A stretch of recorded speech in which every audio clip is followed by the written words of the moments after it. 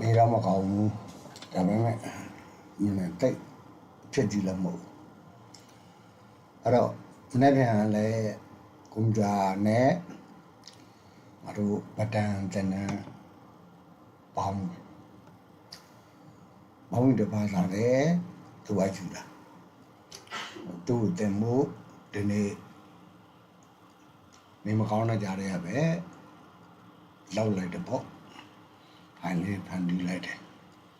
အလားကလည်းမနေတော့ဘူးဗျအဲ့တော့ဘူးပေါင်းအတွက်ဆိုရင်ခန္ဓာကိုယ်ချူစားတယ်တကယ်နားလည်ဖို့လိုအပ်တာအဲ့ဒါခန္ဓာကိုယ်ချူစားဆိုတာဒါလေးတွေကိုတို့တွေကပေါလုံးတင်ကြခါလိုက်စမတ်ကြစတိုင်ကြဖြစ်ဖို့ဆိုရင်ခန္ဓာကိုယ်ပင်ကိုအရှိတိုင်းကိုအတိအကျသိဖို့လိုတယ်အဲ့တော့အတွင်းကဘောင်းမီကိုစလေ့လာရင်ပေါင်လုံးနဲ့ငါတို့ဘလောက်အကြီးသေးကိုသိမယ်ဒီပေါင်ရင်းဆိုတာကိုလည်းနားလည်မယ်ချက်ပြုတ်ဝတ်တာတို့ဘာတို့အားလုံးနားလည်သွားမယ်ရှေ့ကွာနောက်ကွာပတ်လက်ကွာကွာတွေအားလုံးနားလည်သွားမယ်အတွင်းကဘောင်းမီကအထင်သေးလို့မရဘူးအတွင်းကဘောင်းမီကိုကနာသိပြီဆိုဘောင်းမီအားလုံးကခလေးလေးဖြစ်သွားတာဒါကြောင့်မို့အတွင်းကဘောင်းမီကိုစတင်တာဒီလိုစမတ်ကြဖို့သေကျိုးဘောင်းမီတော့မှစမတ်ကြဘွားလေးတွေဒီလိုဘောင်းမီဒီဘောင်းမီသုံးတဲ့ကိုပဲကြည့်စပတ်နာကိုချုပ်တာမှန်တယ်ဒါပေမဲ့ထိုင်းကဝင်စမတ်ကြတယ်ချက်နဲ့နောက်ခါစနဲ့ဘလောက်กว่าတာလဲအတိအကျတွေရှိတယ်အဲ့ဒါလေးကိုနားလည်ဖို့လိုအပ်တယ်အဲ့တော့ငါတို့အခုခါရှိတိုင်းမှာကွာခါလိုက်ရင်ကိုရမယ်တင်ရှိတိုင်းမှာကွာတင်လိုက်ကိုရမယ်ခွာကိုနားလည်ဖို့ငါတို့အတွင်းကဘောင်းတစ်ထည်လေးကိုသွားကြသူဒါအတွင်းကဘောင်းကိုနားလည်သွားတာနဲ့ရှေ့ကွာနောက်ကွာပတ်လဲကွာအကုန်လုံးပေါင်းရင်အကုန်လုံးတော်ဘောင်းအတွက်အခြေခံကောင်းမယ်အတွင်းကဘောင်းကြီးဒါကြောင့်မို့အတွင်းကဘောင်းကိုဒိဋ္ဌာရှင်းပြခြင်းတာအဲ့တော့ငါတို့ရလိုက်တယ်ဒါဆိုခါမြင့်နဲ့တင်မြင့်ရဲ့အကွာဝေးကိုတင်ကြလို့ခေါ်တယ်ဒါကိုတင်ကြလို့ခေါ်တယ်အဲ့တော့တင်ကြသိပြီဟေ့ဆိုငါတို့ကဘောင်းမီကွာစကွေးတာဒီကွာကွေးတာသိကြတယ်ပိုက်လိုင်းကစကွေးတာဒါဘောင်းမီတစ်ပါးသာတဲ့ဆိုတော့ငါတို့အားလုံးကိုပြောလို့မရဘူးဖြစ်နေတယ်ပြောချင်တာခန္ဓာကိုယ်မှာလက်လာတက်ရင်ခန္ဓာကိုယ်တက်လက်လက်လာတက်တဲ့အတွက်ဂျိုင်းပတ်လက်ပေါ်တယ်ဂျိုင်းပတ်လက်ရှေ့ဂျိုင်းနောက်ဂျိုင်းခေါင်းနားလိုက်ရင်ခန္ဓာကိုယ်မှာခြေထောက်လက်တက်တဲ့ကွာပတ်လက်ပေါ်လာတယ်အဲ့ဒီကွာပတ်လက်ကိုနားလဲရင်အလုံးပြီးသွားတာဒါဆိုရင်ငါတို့ကဘိုက်လိုင်းကစကွေးတာမလို့ဘိုက်ကဘယ်မှာတီးတာလဲခါမြင့်နဲ့တင်မြင့်ရဲ့တဝက်အချိုးတို့တဝက်မှာဘိုက်လိုင်းဆိုတာရှိတယ်အဲ့ဒီဘိုက်လိုင်းနဲ့ဒီဘိုက်လိုင်းနဲ့ဒီနေရာလေးကပဲစကွေးဝင်သွားတာခွာကွေးဝင်နေဆိုတာအဲ့တော့ဒါတင်ကြမြင်โอเคတင်ကြမြင်ပြီးရင်ငါတို့ကရှေ့ကွာကိုအတွင်းကမောင်းပြီးဆွဲပြတော့မှာနော်ရှေ့ကွာကိုငါတို့နားလည်ရှေ့ကွာဘာကိုပြောတာလဲဒါခါလိုက်ဒါရှေ့ကွာစုံမှတ်လေးဒီပေါင်းနှစ်ချောင်းပေါင်းရင်အစုံအဲ့ဒီနေရာလေးနဲ့ကျွန်တော်တို့စားလိုက်ဆုံးတင်တဲ့သူတွေဆိုနားလည်တယ်ဗျကျွန်တော်တို့ကခန္ဓာကိုယ်အချိုးစားကိုခန္ဓာနဲ့ရှင်းတယ်ခန္ဓာကိုယ်အချိုးစားကိုနားလည်သွားတယ်ဟေးဆိုရင်သိကြတယ်စမတ်ကြတယ်စတိုင်ကြတယ်ထိုင်ညနေရတော့ကျွန်တော်လမ်းမနဲ့တင်နေလို့ဒါကိုရှေ့ကွာလို့ခေါ်တယ်ချက်ကနေပြီးတော့ကွာစုံလေးအထိရှေ့တက်တဲ့တိုင်းအဲ့ဒါရှေ့ကွာပဲဒီမှာရှေ့ကွာဆွဲလိုက်ပြီโอเคရှေ့ကွာဒီကွာစုံလေးကဒီနေရာမှာတော့ပြောစရာတော့တော်တော်များများရှိတယ်ကျွန်တော်တို့တော့ဘောင်းမီဖြစ်ဖို့လောက်ပဲဆိုတော့ရိုးရိုးလေးပဲပြောသွားလိုက်မယ် ဒါပုံမှန်မင်္ဂလိဆိုရင်ဒါတက်ခွဲဗျဘာကိုပြောတာလဲဒီနေရာအကွာဝေးလေးကိုပြောတာဗျကျွန်တော်တို့နေယောက်ျားလေးတွေလည်းဒီတိုင်းပဲဗျအဲ့တော့ပုံမှန်ခန္ဓာကိုယ်ချိုးသားတွေဆိုရင်ဒါတက်ခွဲဗျအဲ့တော့တက်ခွဲဘာကြောင့်တက်ခွဲဆိုတာတွေလည်းအသေးစိတ်ရှိတယ်ဗျနောက်တော့တခုဖြည်းဖြည်းချင်းရှင်းပြလာရင်ဘောင်းမီကြောင့်နားလဲလာမှာအဲ့တော့အဲ့ဒီတက်ခွဲလေးကိုတို့တွေဆွဲလိုက်ပြီဒါဆိုရင်ခါမူလားမှတ်မယ်တင်မူလားမှတ်မယ်အတွင်းကမောင်းမီချုပ်တာငါတို့တွေဆွဲသားကိုချုပ်တဲ့အတွက်ချုံးစာတိုးစရာဟုတ်မလို့လားတင်ရှိတိုင်းခါရှိတိုင်းတိုင်းလိုက်โอเคမှတ်လိုက်ပြီဒါဆိုရင်ငါတို့မှတ်ပြီးတဲ့ခါမူလားနဲ့တင်မူလားကိုဒီပေတံလေးကိုအသုံးချပိုးအဆင်ပြေတယ်ဗျဒီပေတံလေးကိုသုံးကြအဲ့တော့အဲ့ဒီခါမူလားနဲ့တင်မူလားနဲ့ကိုတို့တွေဆက်လိုက်ပြီဆက်လိုက်ပြီးဟေးဆိုတာနဲ့ဒီမှာခါမူလားနဲ့တင်မူလားနဲ့ကိုငါတို့ဆက်လိုက်ပြီအဲ့တော့ငါတို့ဒီမှာနောက်တစ်ချက်ထပ်လောက်မှာဒီမှာတားမြက်ရှိတယ်အဲ့ဒီတားမြက်ထိုက်တဲ့အောက်ကနေပါဒီခါလိုက်မော်နေပေါ့တဲ့တဲ့အတိုင်းအဲ့ဒါကိုပေါင်ရင်းလို့ခေါ်တယ်ပေါင်ရင်းဆိုတာဒါကိုပြောတာပေါင်ရင်းသုံးလာတို့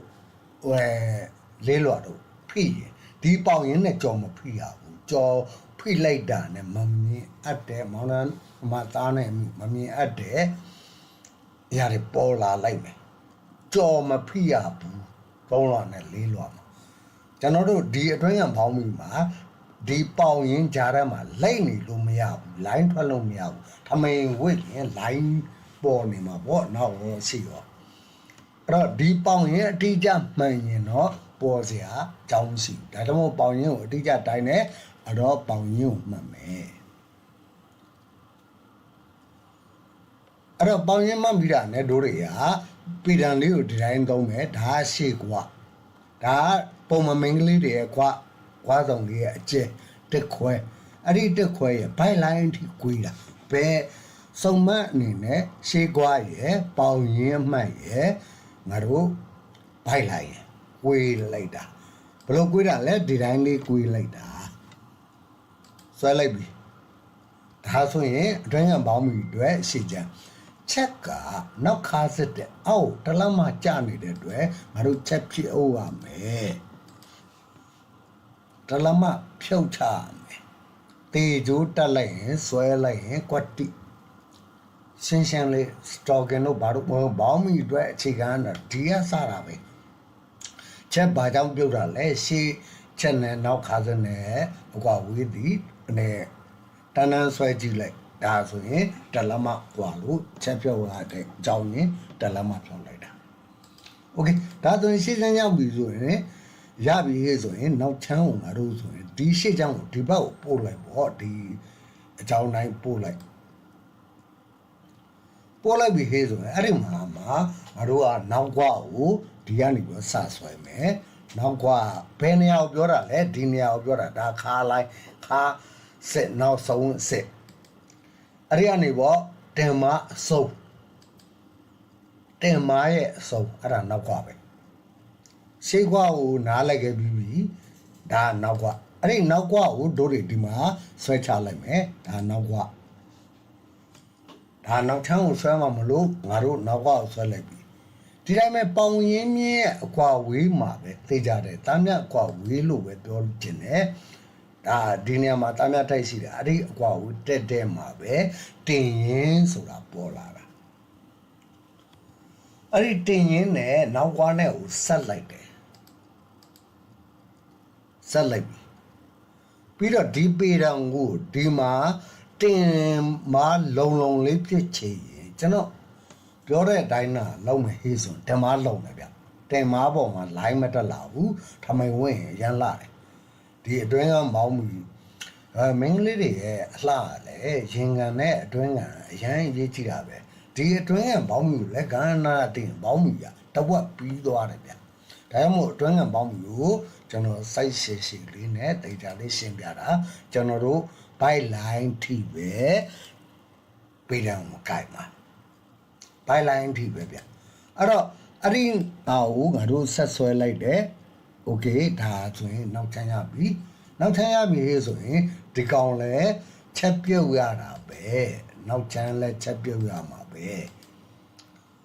အဲ့တော့ဒီနေရာမှာပြောတဲ့ရှိလာပြီငါတို့ရှေ့ကွာငါတို့သိပြီနောက်ကွာသိပြီရှေ့ကွာအပေါင်းနောက်ကွာဘယ်လောက်ရှိလဲရှေ့ကွာကဥမာကိုလမကွာပတ်လဲကဘယ်လောက်ရှိတာလဲရှေ့ကွာနဲ့နောက်ကွာနဲ့ပေါင်းခြင်းဒီနောက်ပတ်လဲကွာတွေကနှုတ်လိုက်ဒါပတ်လန်းကွာလေကျွန်တော်အတွင်းငယ်ပေါင်းပြီးမှအောက်မှာရှေ့ကွာနဲ့နောက်ကွာကို joiner တဲ့အကွာဝေးလေးရှိတယ်အဲ့ဒါကျွန်တော်တို့အခုတွားမဲ့ပေါင်းမိတင်တိုင်းရဲ့ရှေ့ကွာနဲ့နောက်ကွာပဲ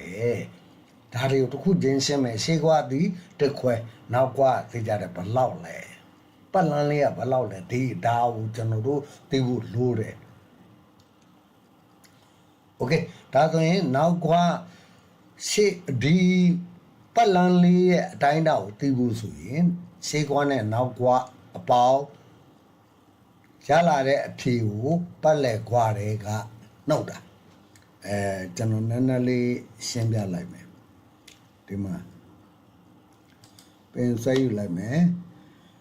ဒါရှိကွာဥပမာကိုလမနောက်ကိုလမနောက်ကွာ73လမတင်လဲ73လမပဲဒါဆိုရင်ဒီရှေ့ကွာနဲ့နောက်ကွာပေါင်းလိုက်တာဒီ20နဲ့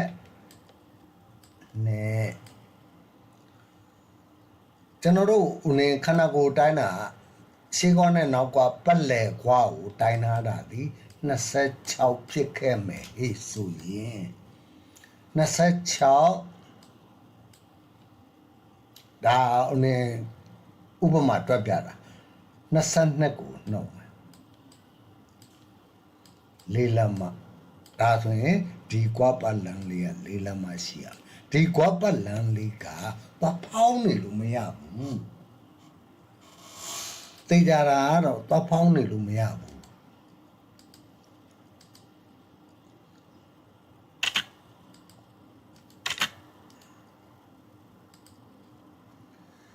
အဲ့တော့ကျွန်တော်တို့ဒီမှာဒီအကွာဝေးလေးကကွာပတ်လန်းလေးကလေးလက်မလည်းဖြစ်နိုင်တယ်ပတ်လက်ကွာနဲ့ရှေ့ကွာနဲ့နောက်ကွာပေါင်းခြင်းကိုပတ်လက်ကွာတွေကနှုတ်ဒါပတ်လန်းလေးကိုရလိုက်မယ်ဒါဘောင်းမီရဲ့အသက်ဒီနေရာလေးကိုနားလဲစေးခြင်းတယ်အဲ့ဒါဆိုရင်ဘောင်းမီအားလုံးတော်တော်များများပြီးသွားတယ်အဲ့တော့ကျွန်တော်တို့ကွာပတ်လန်းလေးကိုထုတ်တော့မယ်ထုတ်ပြီးနောက်ထပ်လည်းချက်ပြောက်လိုက်ပြီ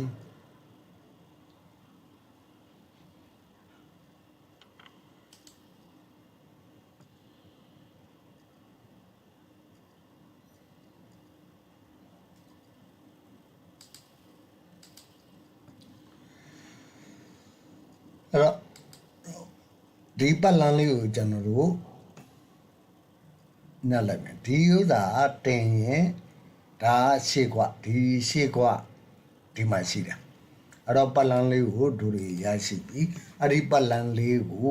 တို့တွေညှက်ပြီးသွားပြီဆိုတော့ရှေ့ချမ်းလည်းရပြီနောက်ချမ်းလည်းရပြီပတ်လန်းလည်းရပြီဆိုတော့ရှေ့ချမ်းကိုဖြန့်ထုတ်လိုက်မယ်နောက်ချမ်းကိုလည်းငါတို့ဖြန့်ထုတ်မယ်ဒါခေါက်ကြောင်းနေလေခေါက်ကြောင်းနေညက်တာ